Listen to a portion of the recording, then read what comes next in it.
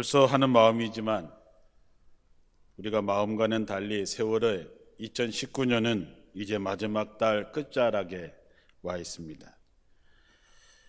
이런 얘기들을 여러분들이 별로 좋아하지는 않으시겠지만 언젠가 우리 모두는 예외 없이 인생의 마지막이 찾아올 것입니다. 그래서 성경은 자기에게 남아있는 숫자를 셀 줄 알아서 지혜롭게 해달라고 이야기합니다. 시편 90점 12절에 우리의 일생이 얼마나 짧은지 헤아릴 수 있게 하셔서 우리가 지혜로운 마음을 얻게 하소서, 이렇게 얘기합니다. 시편 39편 4절에서 5절의 말씀에 보면 여호와여 내 생의 종말과 수명에 대해서 말씀해 주시고 이 세상의 삶이 얼마나 덧없는 것인지를 나에게 알게 하소서. 주께서 내 날이 손바닥 넓이만큼 되게 하셨으니 나의 일생도 주 앞에는 일순간에 불과하며 인간이 잘난 척하지만 한 번의 입김에 불과하지 않습니다. 지혜로운 사람, 내게 남아있는 수를, 남아있는 날을 헤아릴 수 있게 하셔서 우리를 지혜롭게 해달라. 우리의 삶이 주님께서 손 한 뼘만큼, 손바닥만큼 되게 하셨고, 그러니 인간이 잘난 척은 하지만 한 번의 입김에 지나지 않는다는 것이죠. 성경에서 말하는 지혜로운 사람이 어떤 사람일까? 지혜로운 사람은 인생에서 정말 중요한 것이 무엇인지를 아는 사람입니다. 내 끝을 준비하는 사람이지요. 오늘 우리가 읽은 본문의 말씀에 보면 여분의 기름을 준비한 사람이라고 할 수 있습니다. 지혜로운 사람이 인생의 마지막 시기가 오기 전에 세 가지 생각을 한답니다. 첫째는 내가 앞으로 사는 날이 얼마나 남았을까 하는 것이죠. 내가 일할 수 있는 시간이 얼마나 남았을까 하는 것이죠. 자기의 연약한 존재임을 알고 인생의 허무와 무상함을 생각하는 사람, 그래서 정말 얼마 남지 않은 인생에서 내가 정말로 무엇을 해야 할 것인가를 생각하는 사람이 지혜로운 사람이라고 하는 것이죠. 우리나라는 사계절, 봄, 여름, 가을, 겨울이 있는 것처럼 우리 인생도 겨울이 다가오고 있습니다. 우리 인생의 겨울이 오기 전에, 그리고 2019년을 마감하고 새해를 맞이하게 되는 이때에 우리가 꼭 해야 할 일이 무엇일까 하는 것이죠. 첫째는 하나님과의 관계를 회복하는 것입니다. 성경에 하나님을 내 마음을 다하고 뜻을 다하고 정성을 다하고 내 목숨을 다하여 하나님을 사랑하라, 이것이 첫 번째 계명이라 그랬습니다. 자, 여러분 하나님을 그렇게 사랑하십니까? 우리가 그렇게 찬양하고 그렇게 기도하지만 우리가 실제적인 삶에서 정말로 우리 하나님, 나를 구원하신 하나님을 내 마음과 정성과 뜻과 목숨을 다해서 사랑하고 있는가 하는 것이지요. 그렇지 못했다면 하나님께로 돌아오라고 하는 것입니다. 하나님께로 돌아갈 수 있는 기회가 아직은 우리에게 있는 것이지요.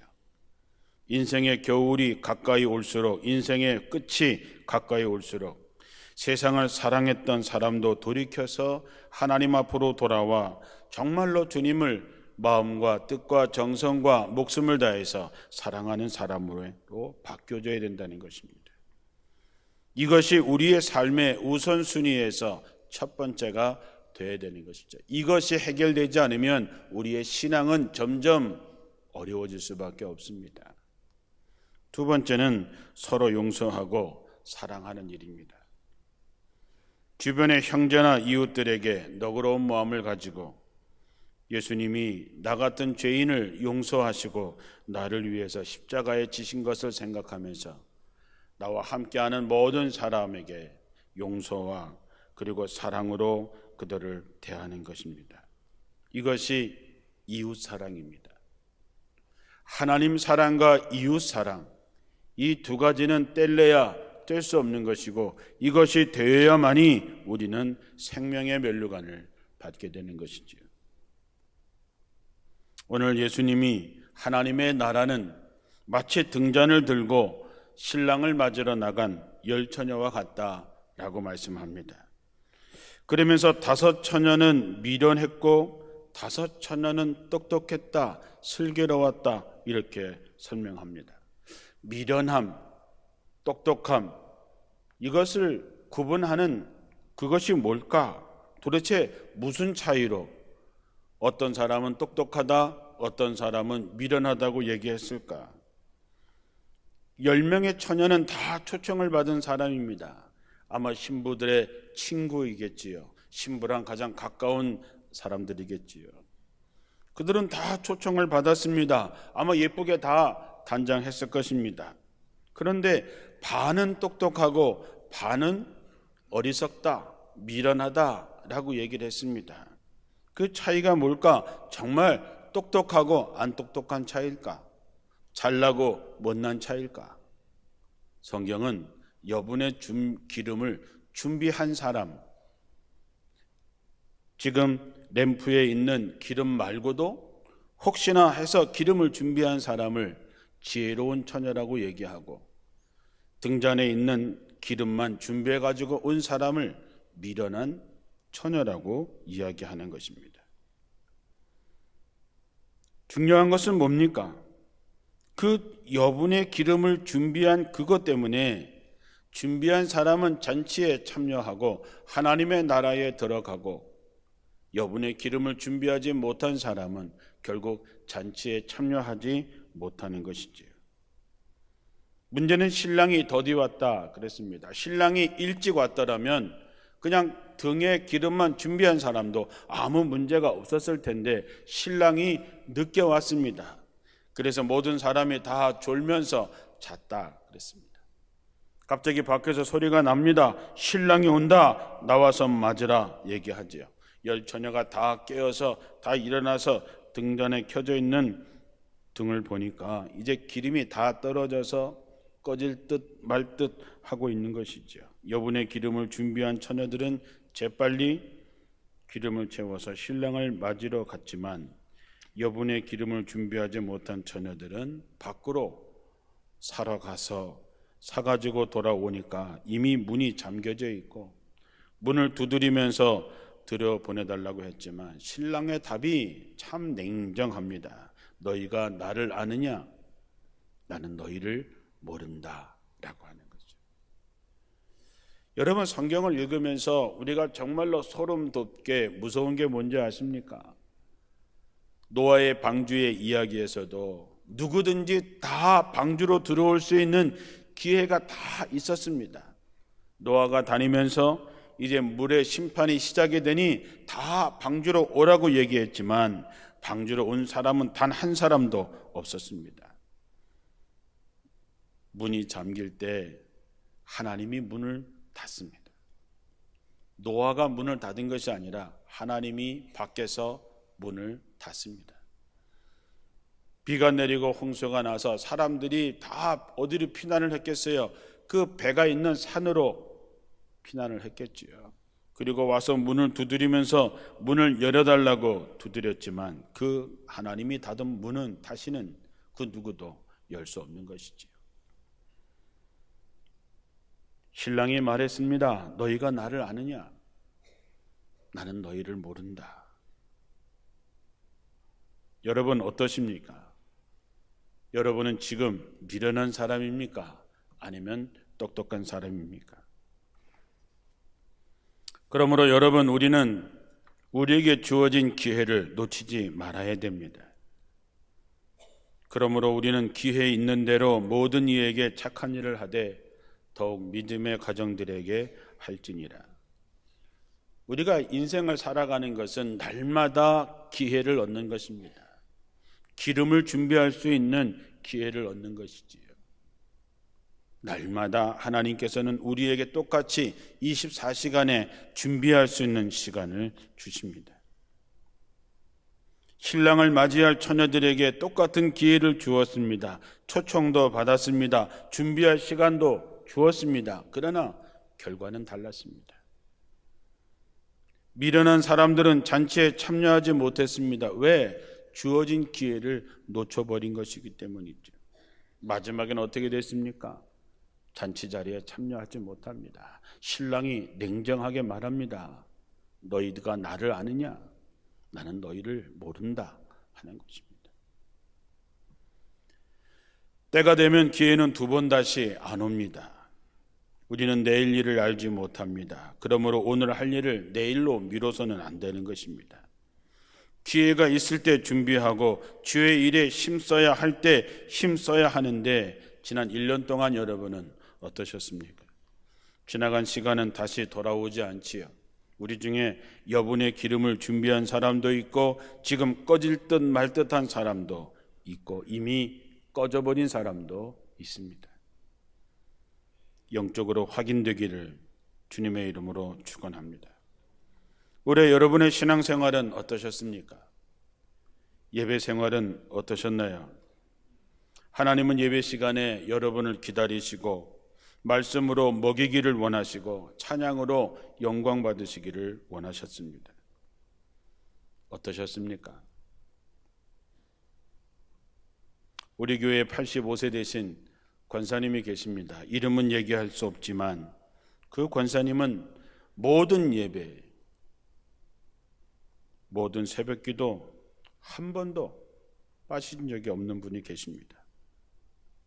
그 권사님을 뵐 때마다 가득히 준비된 기름이 보입니다. 예배는 여러분을 위해서 있는 것이 아니고 하나님이 원하시는 것입니다. 예배는 선택의 문제가 아닙니다. 주일 낮에 와서 예배 드렸으니까 다 됐다, 도장은 찍었다, 아닙니다. 하나님은 모든 예배에서 우리를 기다리고 계십니다. 마치 잔치를 베풀어 놓은 사람이 초청한 것처럼 여러분 모두를 다 초청해서 나와 함께 먹고 나와 함께 즐기자고 나와 함께 즐거운 시간을 지내자고 여러분을 초청한 것입니다. 성경에도 나오는 것처럼 마지막 때가 되면 초대를 받았지만 초대받은 사람들이 잔치에 오질 않습니다. 준비한 임금이 화가 나서 밖에 있는 사람들을 데리고 오라. 많은 사람들은 세상의 우선순위를 두고 삽니다. 그것이 더 중요하다고 생각하는 것이지요. 내 마음과 정성과 뜻과 목숨을 다해서 하나님을 사랑하는 사람은 오직 하나님이 자신의 삶의 우선순위이지만 세상에 우선순위를 두고 있는 사람은 핑계대지요. 장가도 가야 하고 소도 사야 하고 밭을 샀기 때문에 일도 해야 되고 그렇습니다. 때가 되면 문이 닫힙니다. 닫힌 문은 절대로 열리지 않습니다. 그래서 깨어서 근신하며 준비해야 되는 것이지요. 말씀 생활은 어떠셨습니까? 선포되는 말씀을 부여잡고 그 말씀에 순종하는 삶을 살아내셨습니까? 기도 생활은 어떠셨습니까? 하나님은 우리 모두에게 365일 24시간 기도할 수 있는 기회를 주셨습니다. 기도는 예수를 믿는 우리들만 갖고 있는 특권입니다. 저는 기도가 여분의 기름을 준비하는 것과 같다고 생각합니다. 때가 되면 그 기도가 여러분을 살리고 여러분의 자녀들을 살릴 것입니다. 기도라고 하는 것은 하나님 아버지와 자녀인 여러분과 대화하는 것이라고 정의 내릴 수 있습니다. 아버지와 자녀의 대화가 많으면 많을수록 그 가정은 화목하게 됩니다. 관계가 회복하는 거죠. 기도가 정치가의 연설처럼 대중들에게 자신의 장점을 나열하면서 하는 연설이 아니죠. 하늘을 우러러 자신의 의로움을 떠들어대는 바리새인의 기도를 주님께서는 의롭지 못하다고 말씀하셨습니다. 사랑하는 성도 여러분, 하나님과 나와의 관계가 기도지 누군가 보여주기 위한 것이 아닙니다. 그래서 성경은 네가 기도할 때에 네 골방 은밀한 곳에 가서 기도해라. 은밀한 중에 보시는 하나님께서 응답하실 거라고 말씀합니다.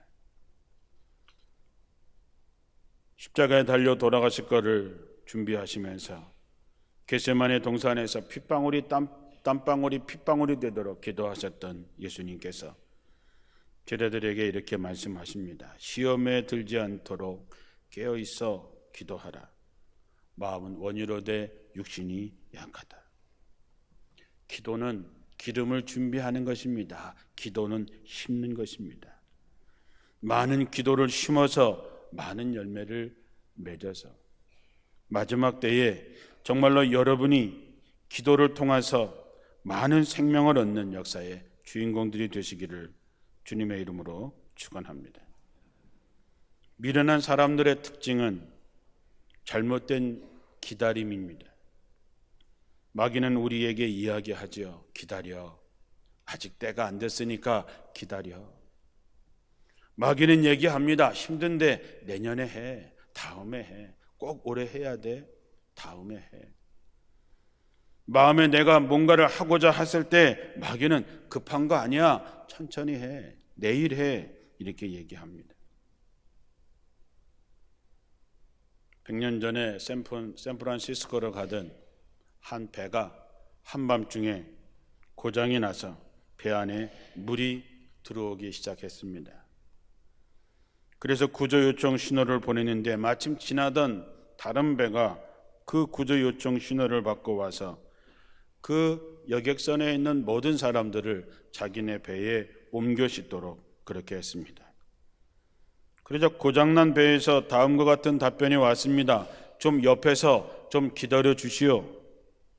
지금은 캄캄한 밤에 사람과 짐을 옮겨 심자니 큰 혼란이 올 것이니 우리가 고장을 어떻게 해서든지 한번 고쳐볼 테니 좀 기다려주고 안 되면 날이 밝은 다음에 옮겨 싣도록 합시다. 지나가던 배가 배의 상황을 보고 지금 빨리 승객을 옮겨 실어야 되지 않겠는가라고 얘기했지만 답변은 똑같이 기다려달라고 하는 것이었습니다. 그래서 구조해 주려고 온 배는 기다릴 수밖에 없었지요. 결론은 어떻게 됐을까요? 그 배는 침몰하고 수많은 승객이 목숨을 잃었습니다.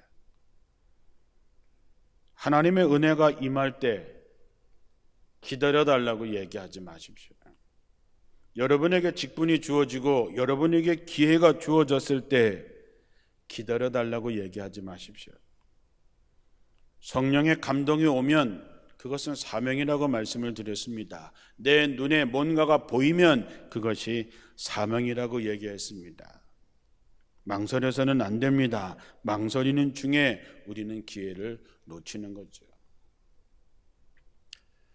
아마 슬기로운 5 처녀가 미련하다고 하는 여분의 기름을 준비하지 못한 처녀들에게 이야기했을 것입니다. 신랑이 언제 올 줄 모르니까 너네도 여분의 기름을 준비해.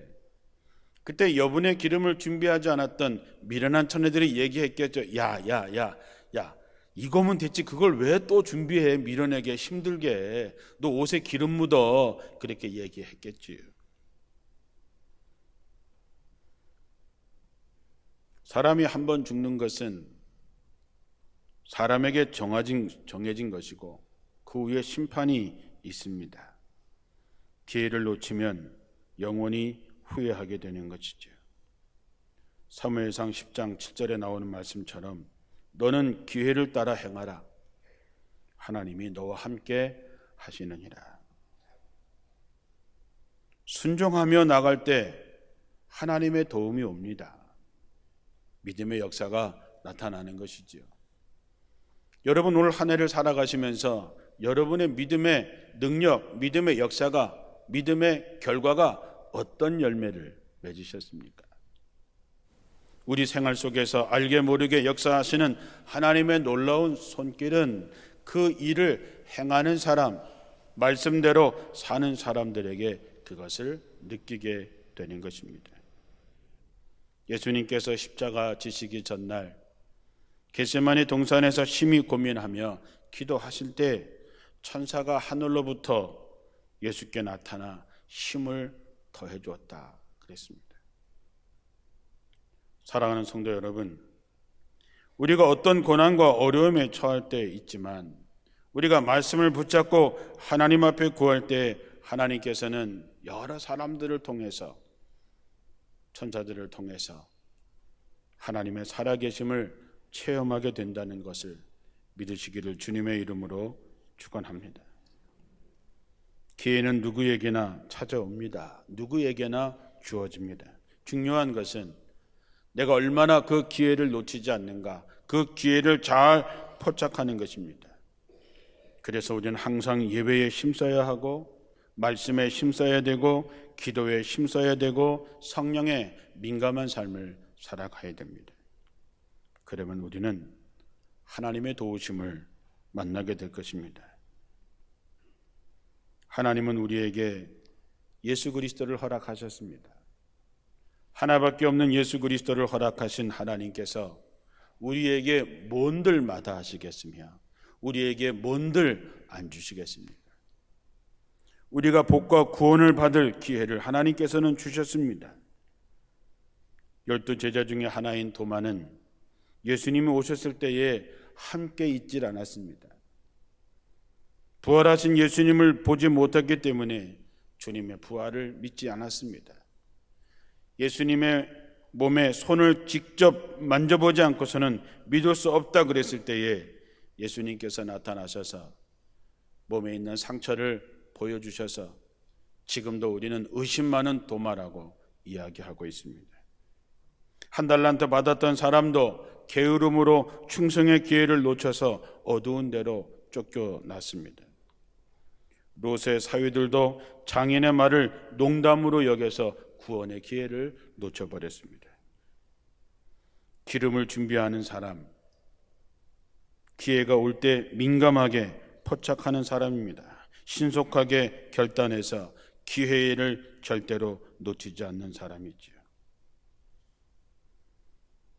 야곱이 에서를 만나기 전에 야복강 여울에서 자기의 주어진 마지막 기회라고 생각하고 천사와 씨름할 때에 끝까지 놓지 않습니다. 환대포가 깨지는 통증 속에서도 내게 축복해 주지 아니하면 당신을 가게 하지 않겠습니다 이야기하고 결국 야곱은 하나님의 축복을 받아냅니다. 다시 말씀드리지만 기회는 두 번 다시 안 오는 경우가 많습니다. 인간에게 돌아오지 못하는 것이 네 가지가 있다 그러죠. 뱉어버린 말들, 쏘아버린 화살, 지나가버린 세월, 게으른 탓에 놓쳐버린 기회. 그래서 성경은 세월을 아껴라, 때가 악하다 했습니다.